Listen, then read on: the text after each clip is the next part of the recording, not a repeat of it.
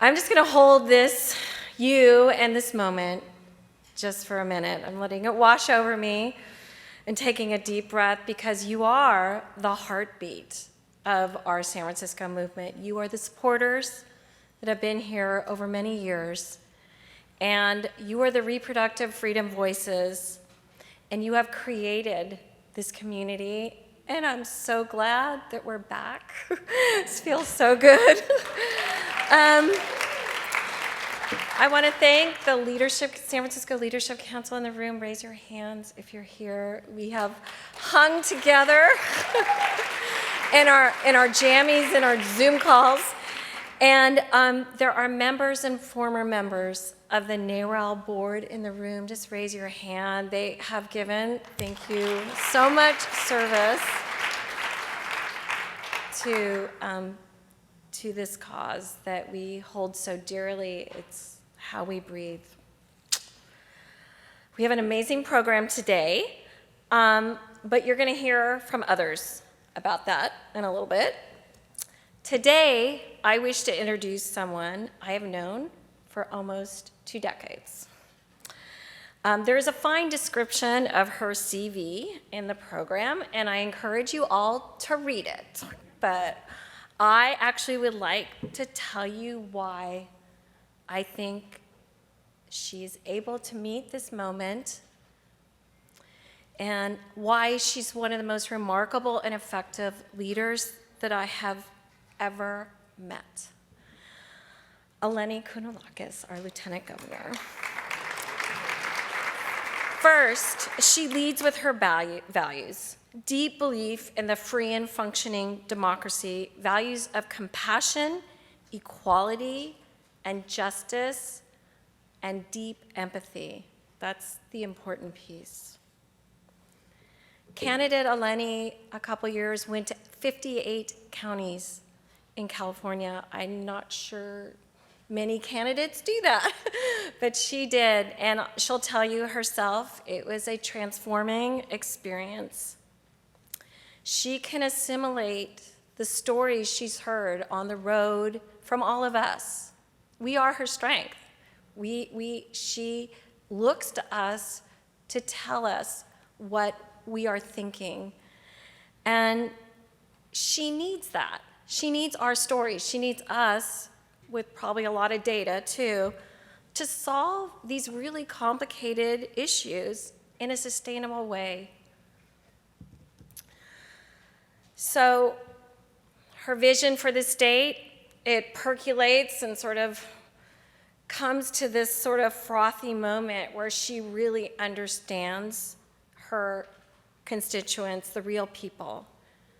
Because what we do, what she does, have real consequences. The decisions she makes about our environment, about our UCs or community colleges, her breadth. It's like we are so fortunate to have this incredibly talented person. So I want to give a big NARAL welcome to California's 50th Lieutenant Governor and First Woman, Eleni Kounalakis.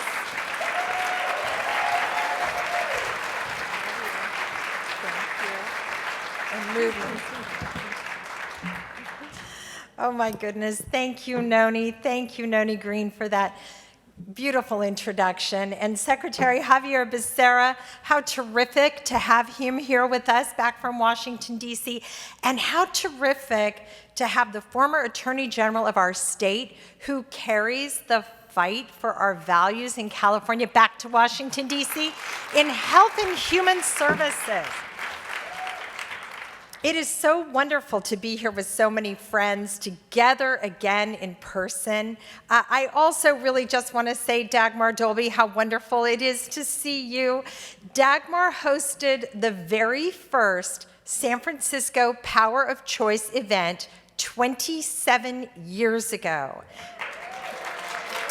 And her leadership is truly a pillar of NARAL nationwide. Thank you, Dagmar.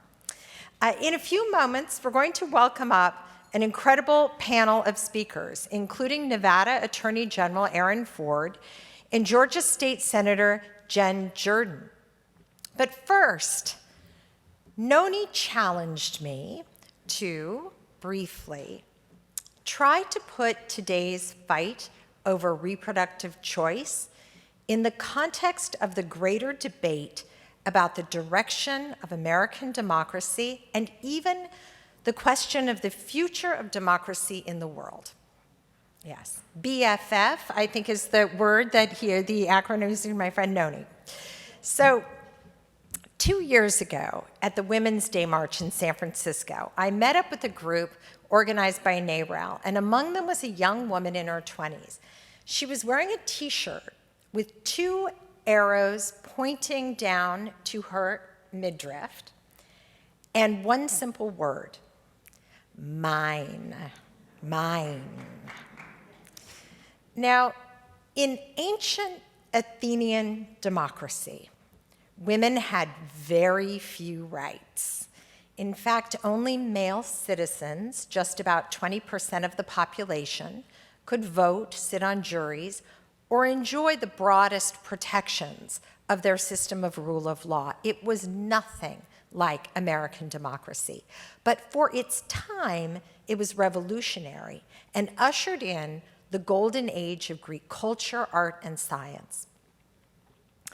It has occurred to me lately that there are people in this country and in the world who believe that democracies where only some people are enfranchised can still be functional democracies.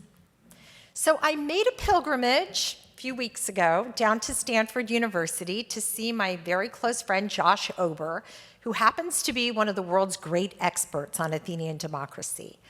I asked Josh, what would happen if American democracy became more restrictive?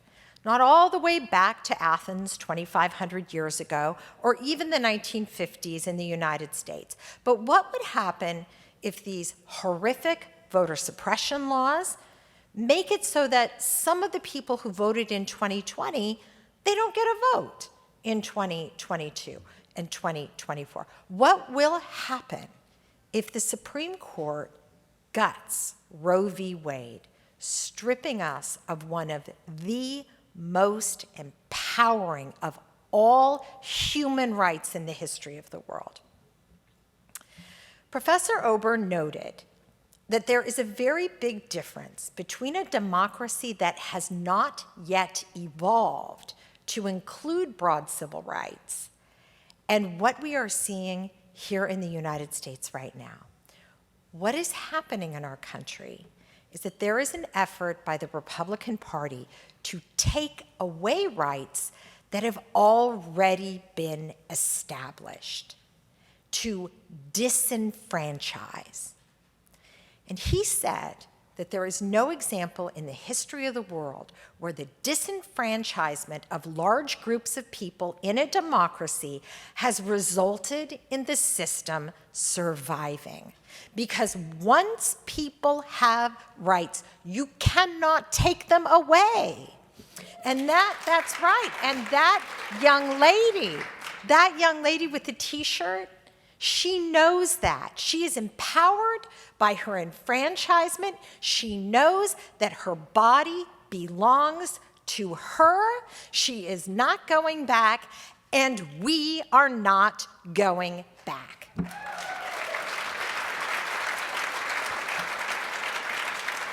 So for many years, NARAL has fought for progress. The fight today is truly much broader.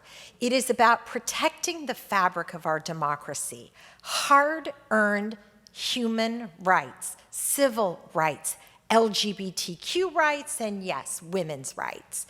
This is the fight we are in. We are in it together, and I can assure you that California will be on the front lines in protecting human rights and democracy, not just here at home, but in our country as well.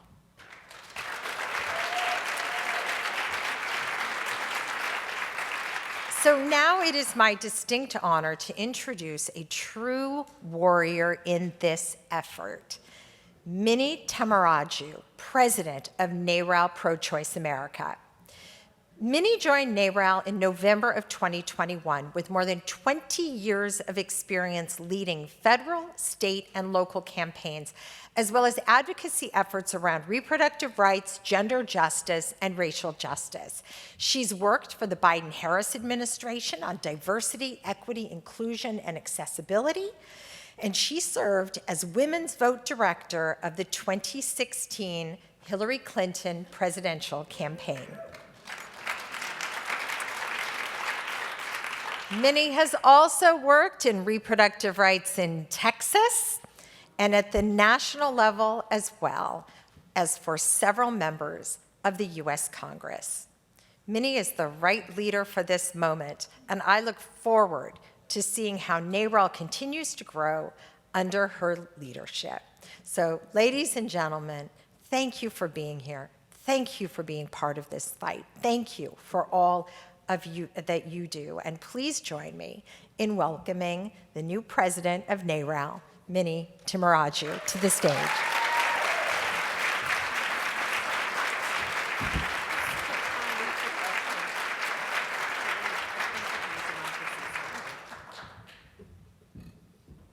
Thank you. I think we're watching a video. I grew up in Texas, and as an Indian American, I have early memories of a hate group terrorizing my community of immigrants and being told, go back to where you came from. I knew I was being singled out because of my culture, because of my gender, because I was different. It shaped my sense of social justice. As I got older, my understanding of injustice grew deeper, and so did my desire to challenge systems that so often excluded people like me.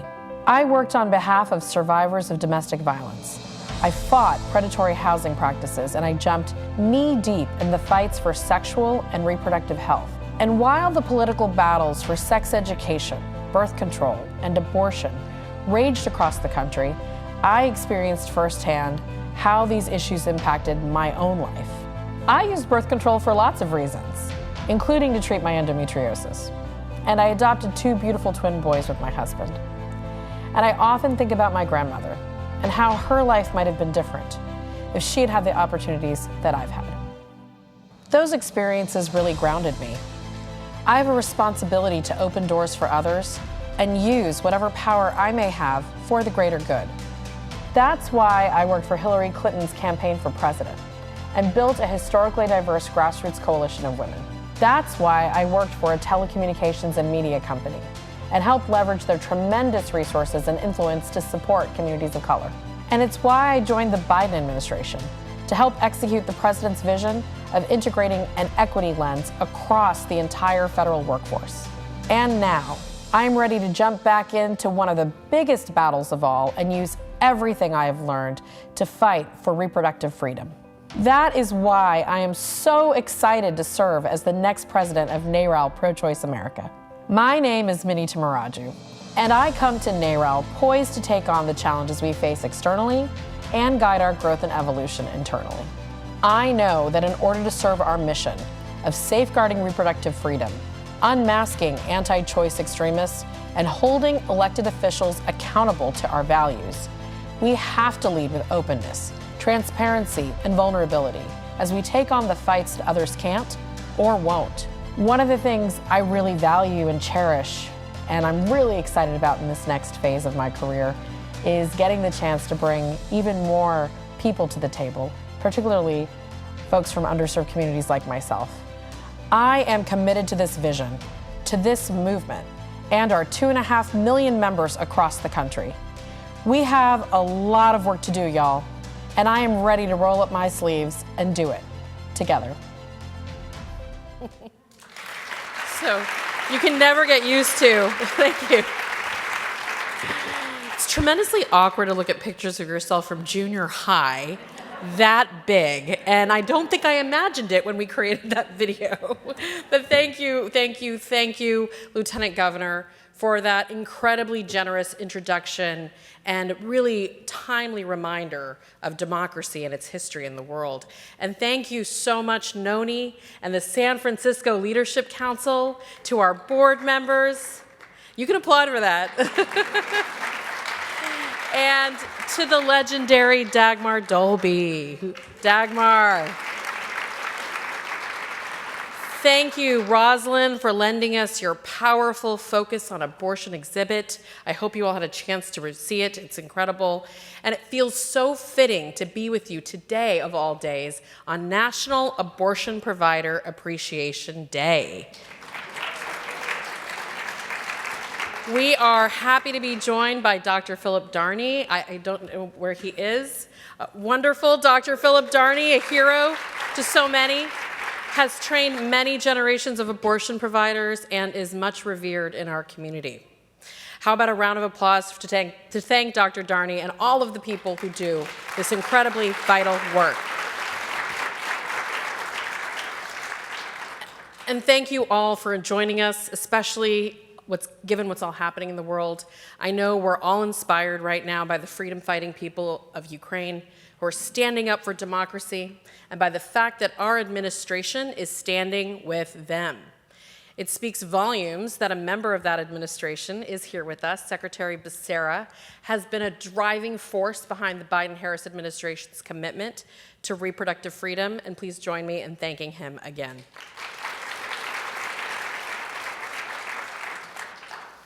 Those of you who know me know that I tend to cut to the chase, and that's what I want to do today. I've heard the warnings not to be too alarmist, but frankly, I don't think we can be alarmist enough. This is not some hypothetical worst-case scenario. The Supreme Court is poised to overturn Roe this year, and I want to be very, very clear because our opponents are already trying to muddy the waters. There is no path for the Supreme Court to uphold Mississippi's 15-week abortion ban without ending Roe as we know it. When Roe falls, 12 states have trigger bans in place that would automatically ban abortion. 16 more will likely follow their lead. And we don't have to guess what a post-Roe America will look like because we're seeing it in my home state, thanks to Texas's cruel 6-week vigilante-style abortion ban. For too long, we've made the mistake of underestimating what and who we are up against, and we just don't have that luxury anymore. Two things are true. This is a dire moment for reproductive freedom in this country, but it is also an opportunity to embrace a bold new approach. In order to meet the moment, there are a few things we need to do. First, we need to be brave. Abortion is not a taboo topic. And when we hedge, resort to euphemisms, or stay silent, we create a void for our opponents to fill with lies and disinformation. 8 in 10 Americans support the right to abortion. We are not the minority, we are the majority, and it's time for us to act like it.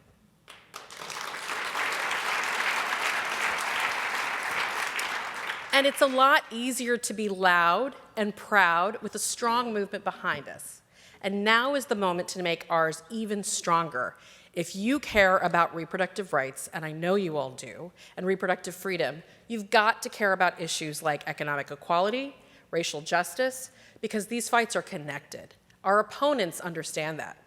So does the rising generation of young leaders, especially young people of color. They believe in the power of organizing, and they're showing up in big ways, like the hundreds of students in Florida this week who walked out of their high school to stand up for LGBT equality. We want to invest in them. Let's do it. One question I've been asked repeatedly is, if our issues are so popular, why aren't we winning?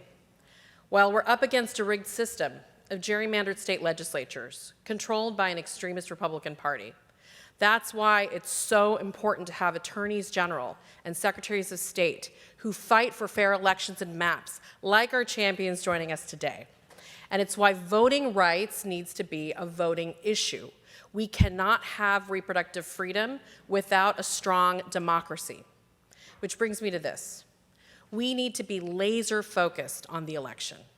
Last week, Senate Republicans blocked the Women's Health Protection Act, while millions of NARAL members are already mobilizing for the midterms. And polls show that reproductive freedom is a key vote driver. So now is the time to let our outrage fuel us. We need to hold Congress and grow our margins in November. And we need to look ahead to 2024, when we will elect leaders who will fight for reproductive freedom from the State House to the White House. And if anyone needs a reminder of how much that's going to matter, I have 6 words for you. Supreme Court Justice Ketanji Brown Jackson.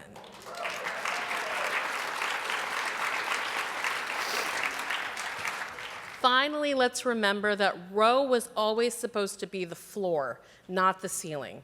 We can reimagine a bigger, bolder vision for reproductive freedom, one that is rooted in equity, equality, and inclusion, one that centers women of color and pregnant people who are the most affected. I'm a Cal grad, class of 95, go Bears. That is where I cut my teeth as an organizer. There is no better place to learn what's possible when we not only defend our hard-fought rights, but keep pushing forward. We can affirm the right to a safe and legal abortion, require insurance to cover this vital health care, and make it easier to access. And I know this because these are all the things you have done here in California. You are a refuge for people in every corner of this country, and that's never been more important than now. So let's keep making progress here and everywhere else where we can. I want to leave you with a story. 2 weeks ago, I went back home to Texas for a rally alongside Senator Elizabeth Warren to support Jessica Cisneros' campaign for Congress. She's fabulous. If you don't know her, let's give her a round of applause, even if you don't. Like me, Jessica is the proud daughter of immigrants. Growing up in Laredo, she saw that a lot of laws were being passed in Washington that were not written to protect people like her. So she became a human rights lawyer and an advocate for her community. The first time she was approached about running for office, she said no. She was young, she didn't feel qualified. Her congressman had been in office since she was in elementary school.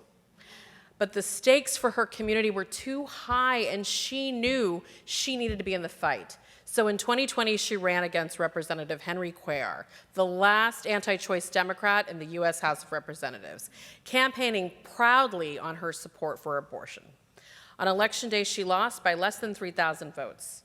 But her story doesn't end there. When Rep. Cuellar came up for re-election, Jessica came back swinging. And once again, NARAL Pro-Choice America had her back. Our members made 54,000 phone calls, sent 34,000 texts, and knocked on 3,000 doors. And as of last week, Jessica has advanced to the runoff.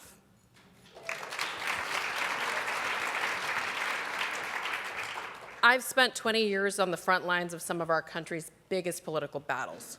And along the way, I've ridden a wave of emotions like many of you. Joy and gratitude, fear and despair. But I've never felt more hopeful than I did just a few weeks ago in San Antonio, listening to Jessica talk about her vision for America.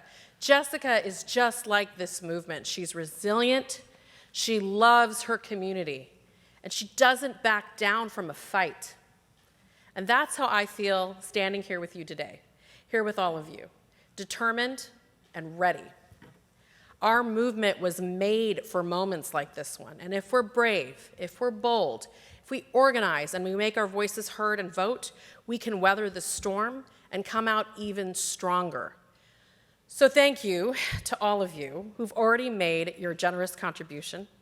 If you have not made a donation and you would like to, for those joining us virtually, there are donation buttons to the right of the video player. And if you're here in person, there are donation cards in the room which staff will collect after the event. Over these last 4 months, I've been deeply inspired by the generosity and commitment of the NARAL community here in San Francisco. And I could not be more honored to be part of this reproductive freedom fighter movement with you. So here's to the fight ahead of us. And now, let's get to work. Thank you.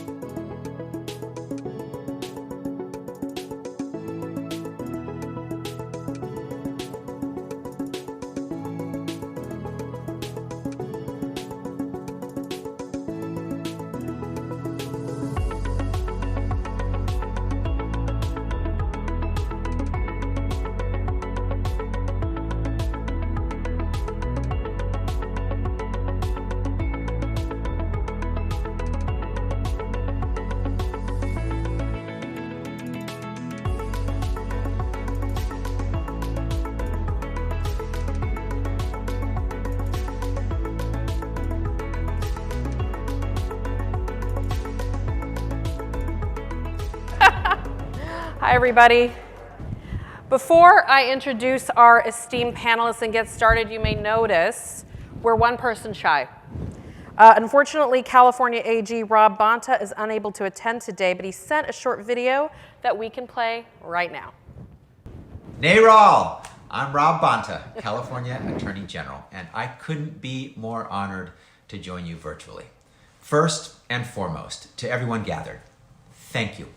Thank you for your advocacy, your tenacity. Thank you for leading a grassroots pro-choice movement.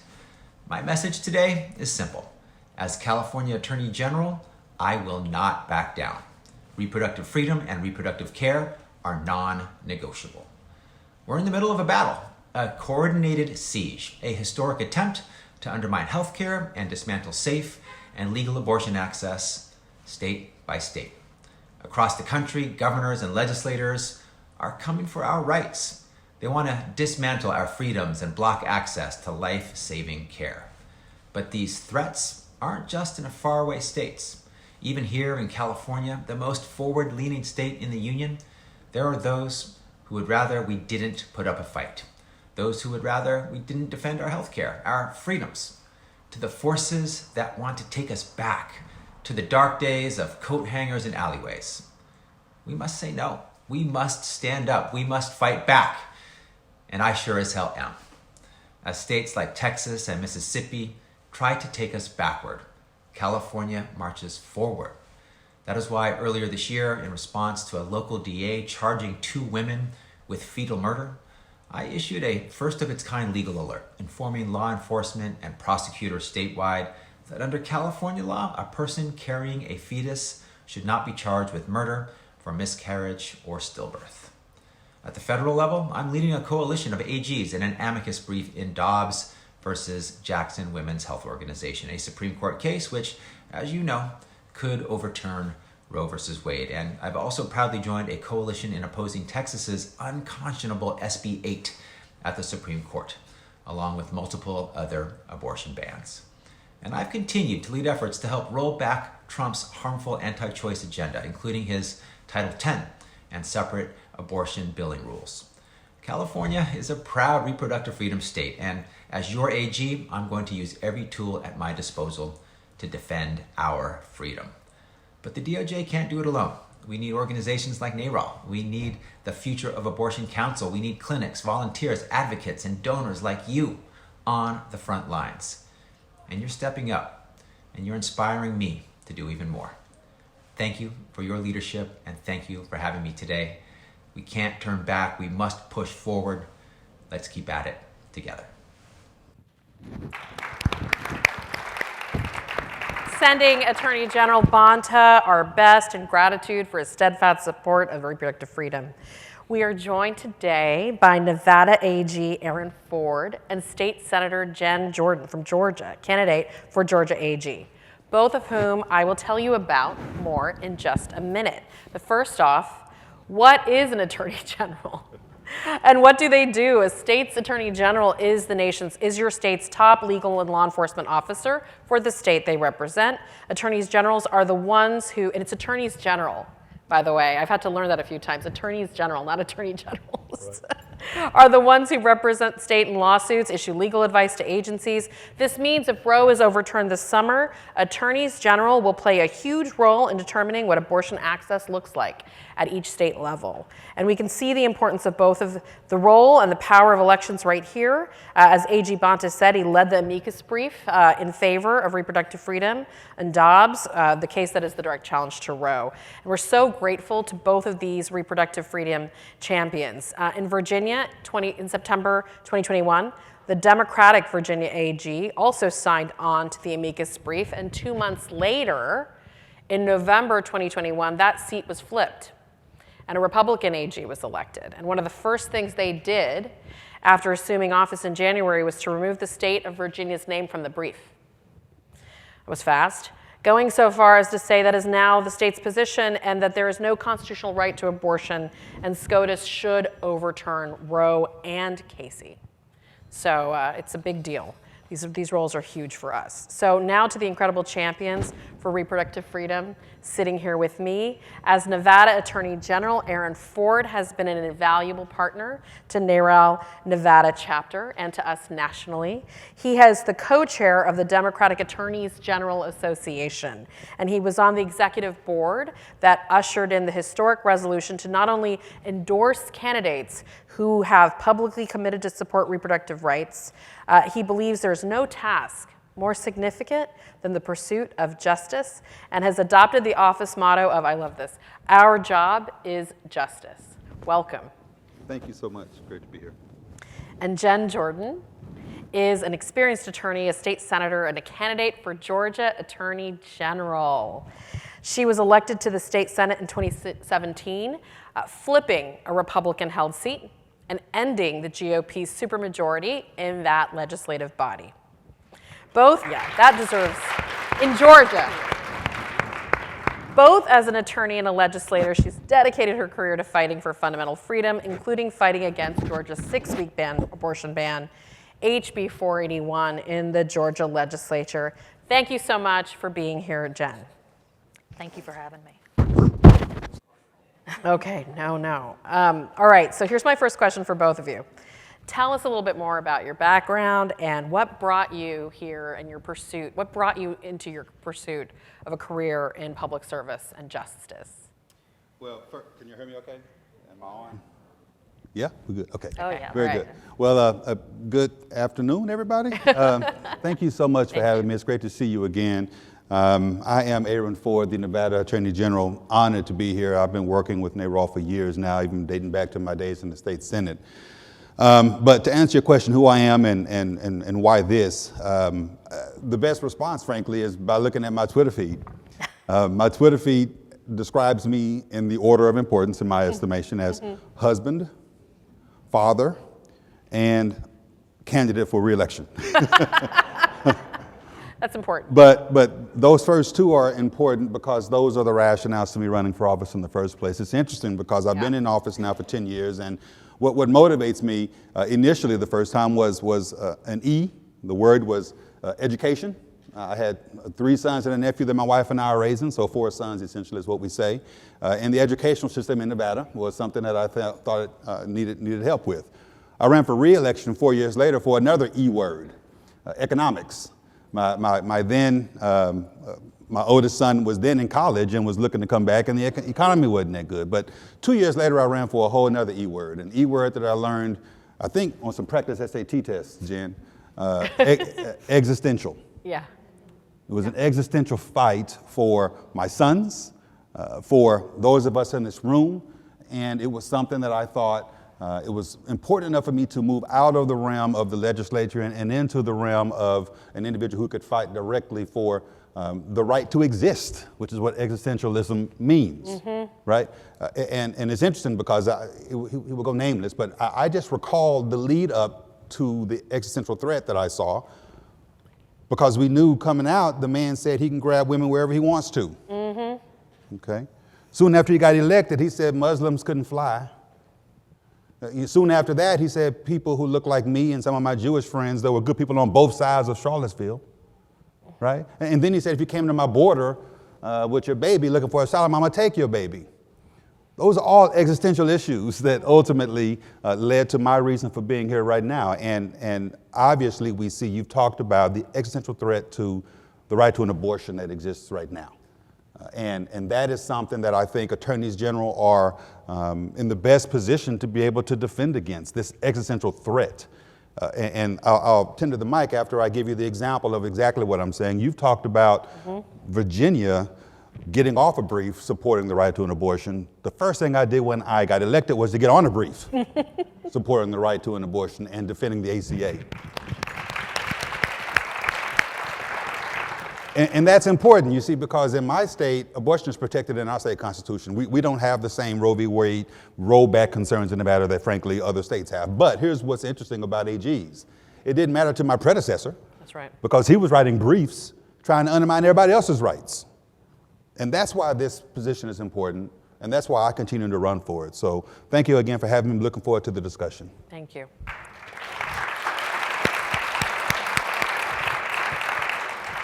Jen, Yeah, I would not look at my Twitter feed to figure out why I ran, but it is interesting and fun sometimes. Look, I think with respect to me and in terms of public service, I think you have to kind of look at where and how I grew up. I grew up in South Georgia in a place called Dodge County. There's a reason why they say get the hell out of Dodge. You know, but it is Georgia, right? It is outside of Metro Atlanta. It is a place where everybody really is poor, so you didn't know you were poor, kind of thing. And for me, it was a good way to grow up. My grandparents helped me. My mom had a beauty shop, and I'd go there every day after school. And the deal was, for anybody who comes from a small community, you know that barbershops and beauty shops are really kind of the heart of the communities. And so every day I'd go there, and we'd hear the women talk, and I knew everything about everybody in town, which I loved. But you also figured out that it didn't matter somebody's status in the community, their title. You know, bad things happen to good people, no matter what, no matter how many times they go to church, no matter how good of a person they are. And when people fall on hard times, they need help. And in a community like mine, there wasn't anybody to help them. I mean, it really was a very poor community and continues to be a very poor community. And so for me, the public education system was so incredibly important. It helped pull me out of poverty. I was one of the first kids that got the Hope Scholarship, which in Georgia is really the first scholarship that you could get to then go to a public university in the state. And that made my life a reality. It really did. And it was because of the pro-education, pro-child policies that the state had at the time that I was able really to work my way through college, work my way through law school, and have the life that I have now. I've practiced law for over 20 years. Love it, love it. I'm one of those people, you know how you talk to lawyers sometimes, they're like, don't go to law school. Yeah. Not me. I mean, I was called to the bar. But I will tell you that after 16, you know, it just wasn't enough anymore just to do good work for people and really to fight for their rights. There had to be something more. And at that point in time, in 17, I decided to run for office. Never thought I would do that. Loved supporting women. Always thought when women run, they win, they're great. But I didn't want to be the person who did it. And so, you know, I kind of drew a line in the sand in 17, and I said, you know what, this is it. Mm-hmm. Like, we've got a real problem in this state, and something has changed. And so people talk about the South and about, oh, you know, the South and all this. There is something different about Georgia. And I will tell you, we saw it after 16, and the women that I represent in the state Senate, they have been there from the very beginning, pushing all the way, and that is why Stacey Abrams came so close in 18, and that is why Stacey Abrams is going to be governor in November. But let's be clear, Stacey can't do it alone. If she has a Republican AG, he can basically undermine her in terms of the legal stuff. So that's why we're a package deal, y'all.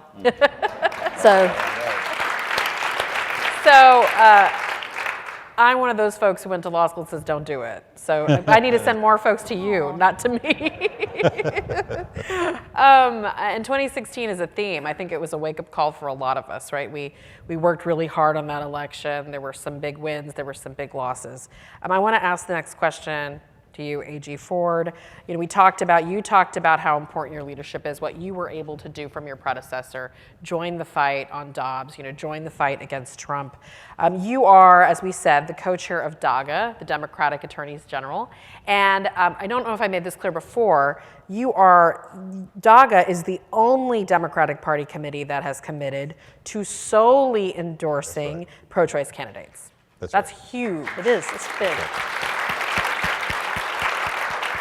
And we were privileged to work very closely with you in the lead up to that decision, and we're hoping your colleagues take your lead.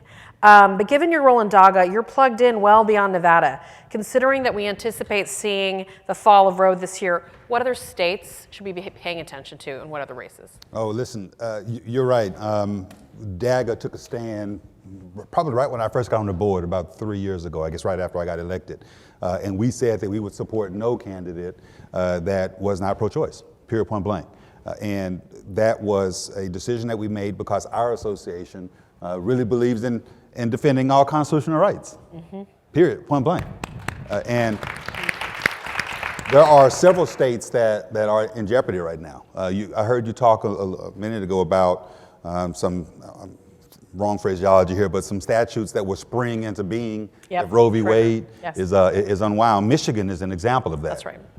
Dana Nessel and I, we jokingly say we pledged together because we were on the ballot together in 2014. We flipped 4 seats in 2016. Yeah. We flipped my seat, we flipped Michigan, we flipped Wisconsin, and we flipped Colorado. All really important seats. 5 seats, because we also, really important states. It was Minnesota as well. Yep. And I would say that you need to be paying attention to all of those. Plus, obviously, the young lady next to me needs to be joining my ranks, and we need to make that happen. Michigan is absolutely a concern that we have. Dana Nessel, she's facing a battle as well.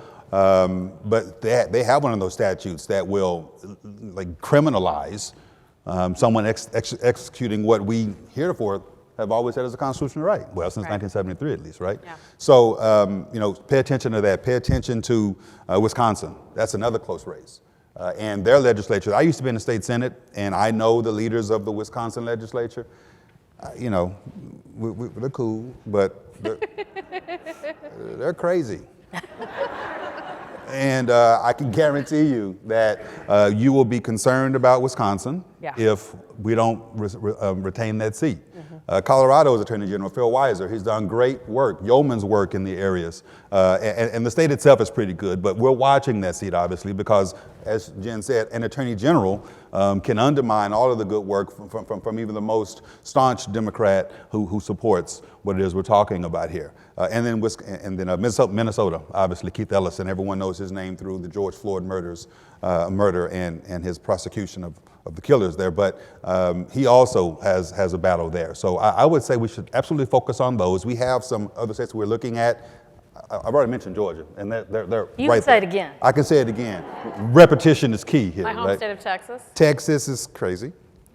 All the more reason. I'm born and raised in Texas. You know that. I know, we had this conversation. I'm from Dallas, born and raised in Dallas, and all my family is still in Dallas. My mother, my wife's parents, my brothers, everybody is still in Texas, and I cringe at all of the undermining of the constitutional rights that exist there. Clearly, we're talking about the right to an abortion here, but you talked about the right to vote. Right. And I'm a black man from the South whose parents experienced the undermining efforts to prohibit them from voting in the first instance, and so I'm always an outspoken individual on that particular issue.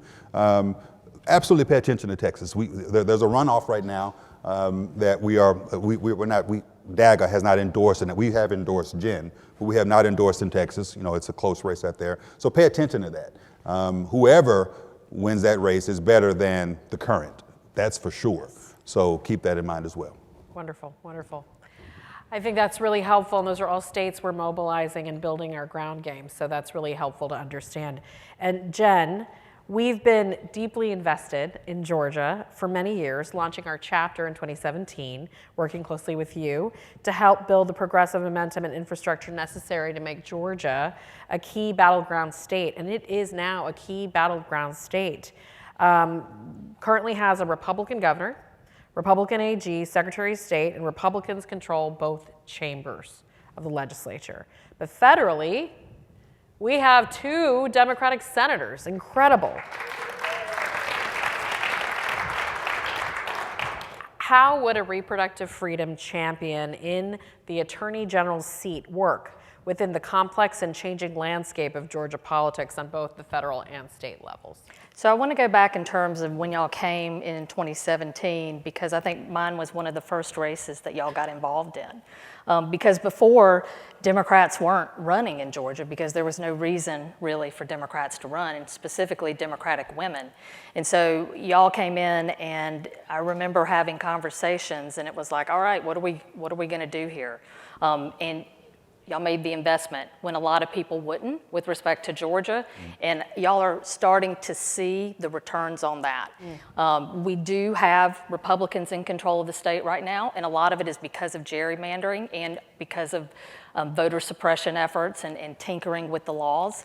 But specifically with an attorney general, a lot of y'all are familiar with HB 481. We don't have a trigger law, but HB 481, which is the 6-week abortion ban in Georgia that I fought against in 2019, it is on appeal right now. So for example, with respect to that, in Georgia, the Attorney General, and we won at the trial court level, the Attorney General and the governor both have the ability to make decisions with respect to litigation.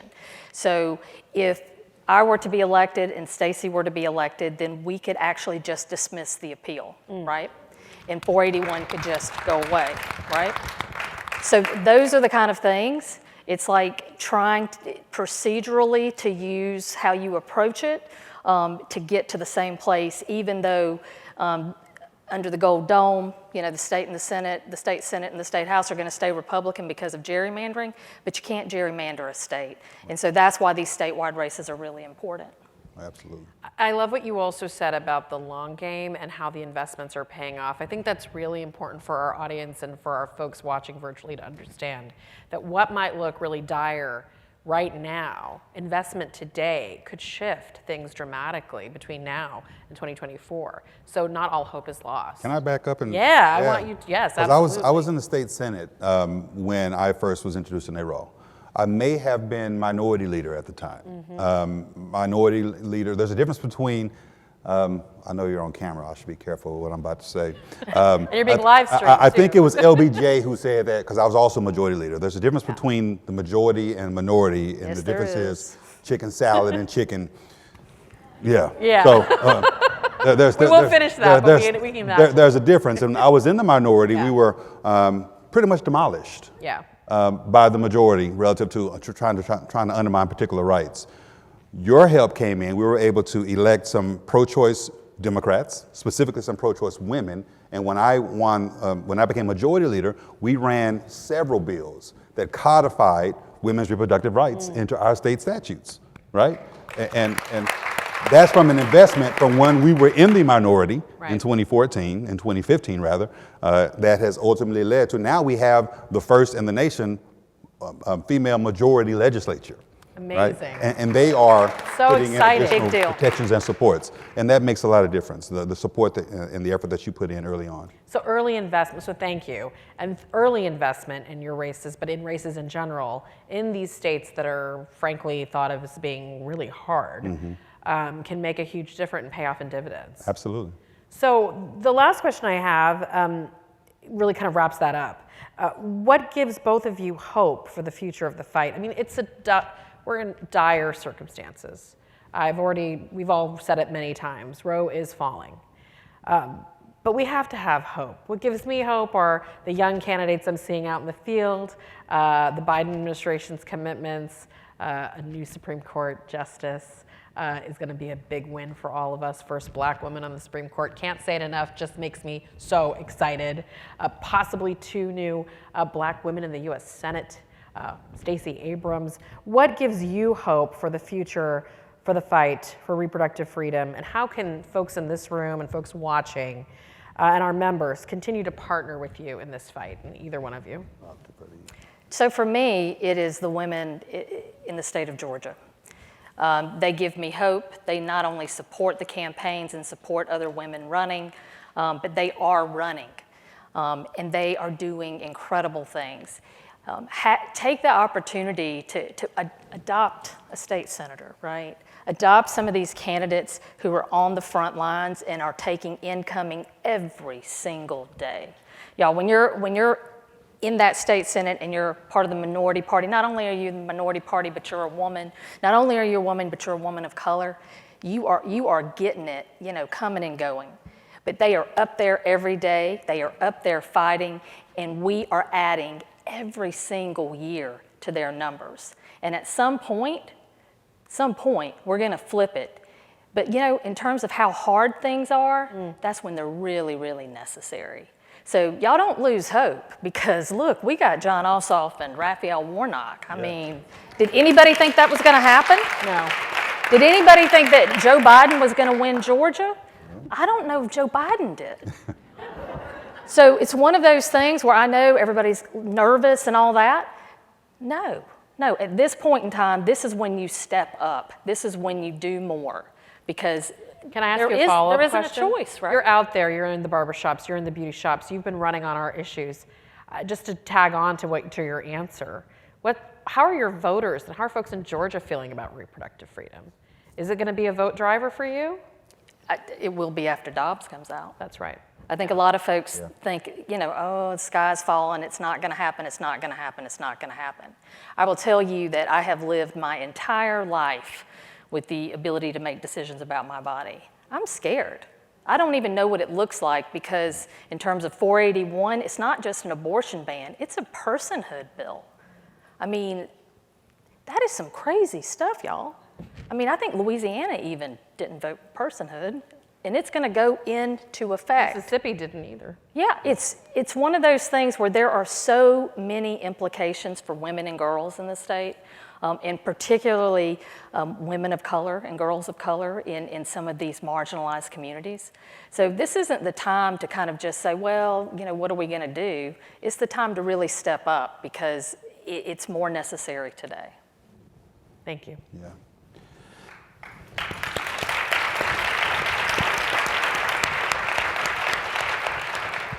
So the question was, what gives me hope? Jen, you've heard this answer. You heard it last week, and I'm going to offer it again, because I interpret hope as motivation. What continues to motivate me? What drives me to continue this fight? Because Jen and I, we're in the trenches, and it's not easy, especially in this day of political turmoil where it's always nasty and we're fighting. Am I telling the truth, Madam Lieutenant Governor? But here's what gives me hope. Here's what motivates me. Just a recollection, a reminder of where we were and where we are. And I'm take a couple of seconds here. No, we've got time. Go for it. Kendrick Lamar has a song. Anybody ever heard of Kendrick Lamar? Yeah. He's a rapper who has a song out, and it's called DNA. Yeah. And he says, I have loyalty and royalty inside my DNA. I'm going to add a couple more T's to that, if you will. Dignity and humanity inside my DNA. But let me prove my point. Let me tell you why I stay motivated. I reflect back on the fact that my fourth great grandfather, William Berry, was born in Fordyce, Arkansas, born into slavery in Fordyce, Arkansas. He was married with children, and they put him on the auction block to sell him. And he stood up for his dignity and his humanity and said, "You will not sell me. I will not be separated from my wife and my children." This is the oral history of my family. He says, "I will not be separated from my wife and kids. You will not sell me." So they didn't sell him. They killed him on the auction block right there. And then they sold 3 of his sons to a slaver in Texas. One of those sons is my third great grandfather, and I'm the progeny of him. Right? And so I sit here 4 generations now with DNA in me that fights for humanity and dignity from this position. And if the worst I'm going to get is some pushback or a couple of bad names, at least I'm not like William Berry. But I am like William Berry in the sense that I'm going to continue to stand up. And that gives me hope. And I share that with you not because I would just, want you to say, "Oh, that's a cute story." I share that with you because you should find your motivation. I know you have your motivation. You're sitting here right now, but you should share your motivation out loud to continue to give others hope on the ways that we're going to move this forward. Because here's the deal. They will continue to undermine your right as long as you allow them to continue to undermine your right. So you got to continue to fight. They want you to sit back. They want you to be quiet. They want you to get, complacent. Complacency is the enemy of progress. Period, point blank. So keep fighting. And that's what gives me hope. Whew.